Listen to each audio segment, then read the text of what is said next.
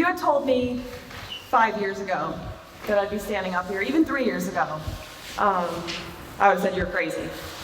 My early adult years, I was a registered Dem, but I didn't really pay much attention to politics at all. I only voted in presidential years. I felt very discouraged. It didn't seem to matter who I voted for or who got elected. The result was largely the same. It was sometime in 2015 that a friend of mine that was living on the Vermont border started talking to me about Bernie Sanders. And so I started listening to his speeches, and for the first time I felt inspired and I was excited to go and vote. And I went to Philadelphia for the Democratic National Convention. I stood outside with my signs, begging the delegates to vote for who their state chose, not who they had decided they were going to vote for. And I watched what they did to Bernie, and I watched how they turned their back on him. And when the Democratic Party turned their back on Bernie, I felt betrayed by the party. And I felt that they no longer represented me.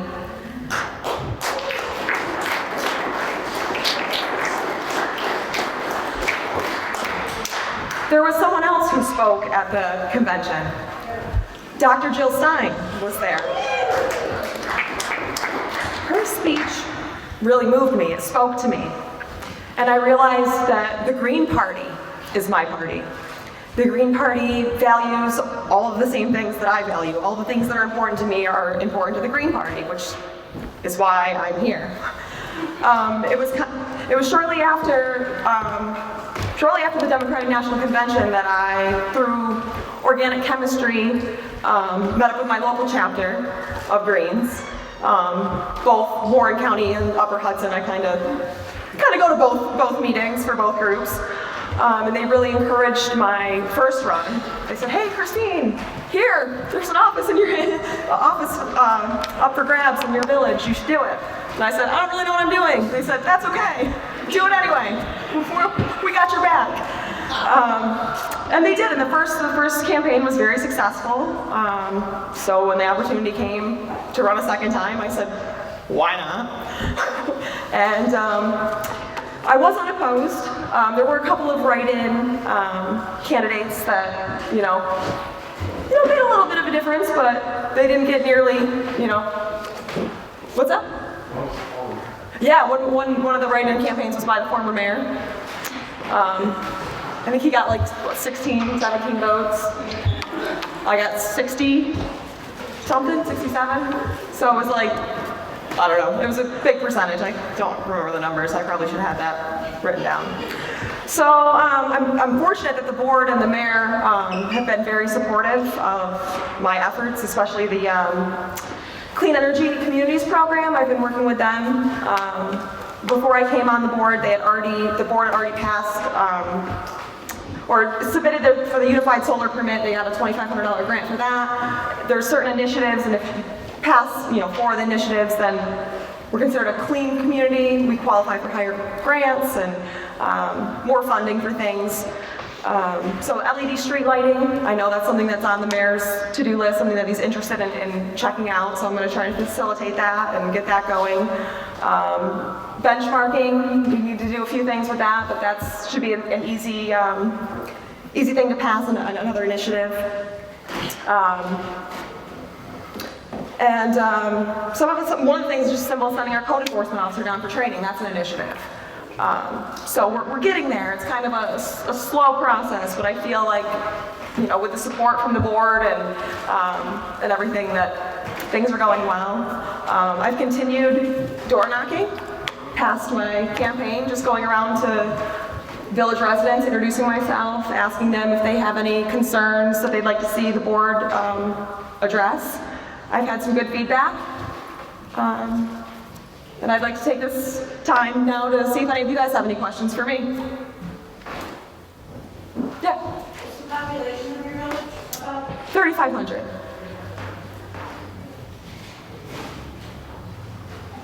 Oh, I saw you first. Are you going to run for mayor in the future? Not ruling it out. Not going to say no. Unfortunately, with this, well, fortunately or unfortunately, however you want to look at it, since this was a special election, there was only a year left to the term. Therefore, next year, I'm going to have to run again. That's the tough part. Yes? Hi, were you able to convert some people from Democrat to Greens since we're in the Green Party? Convince them to, I don't know if I actually was able to convert anyone from, to a Green, but I was able to get both my parents to go non-affiliated, from Republican to no party affiliation, which I feel like is a good step.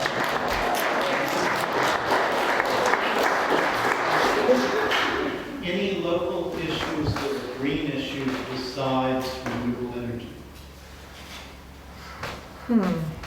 Well, I know like our water infrastructure, our sewer infrastructure, those are things that need to be repaired and we're working toward.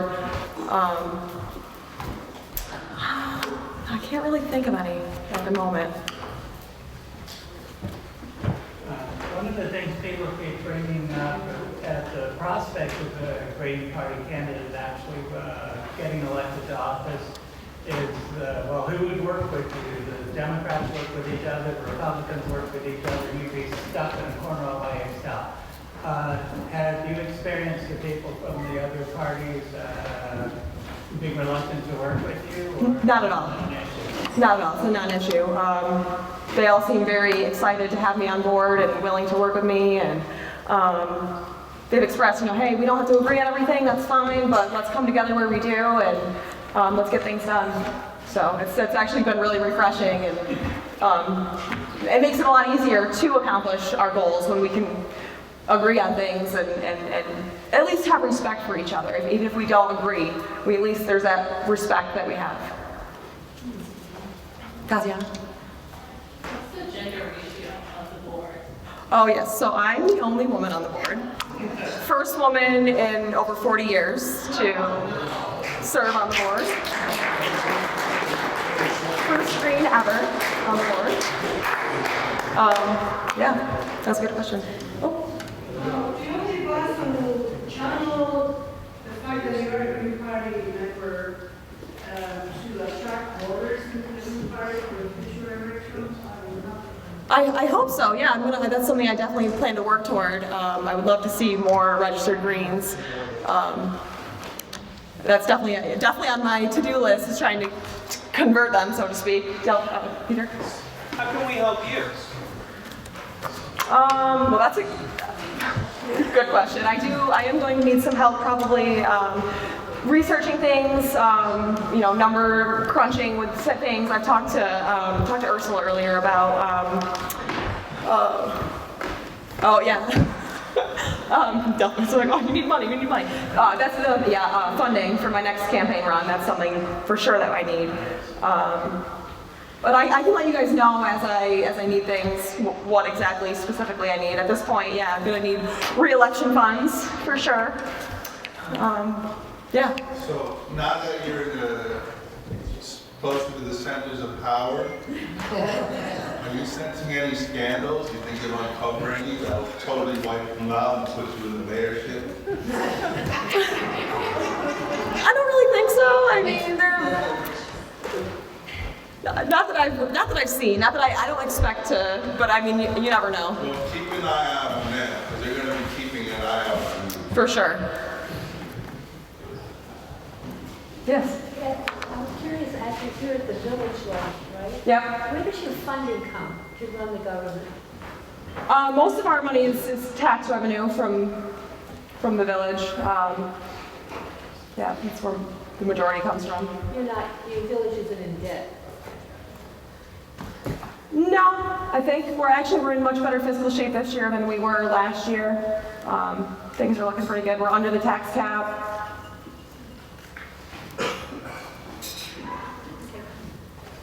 Yeah. Are there any green-friendly initiatives that you can point to in terms of what you've done? I'm sorry. Are there any green-type initiatives? I'm sorry, I was out of the room most of the time, so maybe you already answered this, but I'm just wondering about green-type initiatives that you might have, start. Yeah, I'm looking into LED street lighting, working with Clean Energy's community program, trying to get the 4 initiatives that we need to get us to be a clean energy community. I'm looking at the community choice aggregation. Yeah, those types of. Yeah. What are you looking into regarding education? I haven't actually looked too much into that. I'm not sure what you mean by looking into for education. Like, what policies do you want to enact regarding education so that it's included, like, to make it better?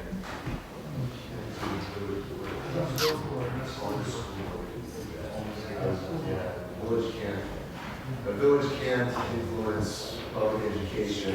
My concern for the school board, I have that in place here. There's no function, it's not in the law, there's no function for education. One thing I would like to see done on the, is see if the board would be willing to endorse the New York Health Act. I think that's an important thing that would benefit all of us. So if they're on board for that, I'd like to see that happen. Actually, a couple of suggestions, if that's okay. Sure. Yeah, mentioned this LED street lights. There's a study, and it's great because they're very efficient, but a study to make sure that you get the correct spectrum, not that bright light, because it's not good for the health. And there's something that our village did. Our village is very progressive. Actually, the whole plastic bag thing started in that village. The village donated a piece of land for a community garden. So That's amazing. just a good idea. Yes, great idea. Thank you. Especially like in a place where there's a food desert, you can't really find. Yeah. Yes. Yes, just speaking of LED lights, in case you're not already aware, apparently some of them are like so bright that they interfere with people's biological rhythms. Too much light in the windows and also the night sky issues. And these can be mitigated with more intelligent LED lights and shading issues. Well, I know the mayor, before we do anything with this, he's like, I want to go and actually observe what they look like, because for that exact reason, aesthetic reasons and whatnot. So I know So if you want to take the last question. pretty conscientious. Okay, yeah, one last question. Anybody? All right, well, thank you, everybody.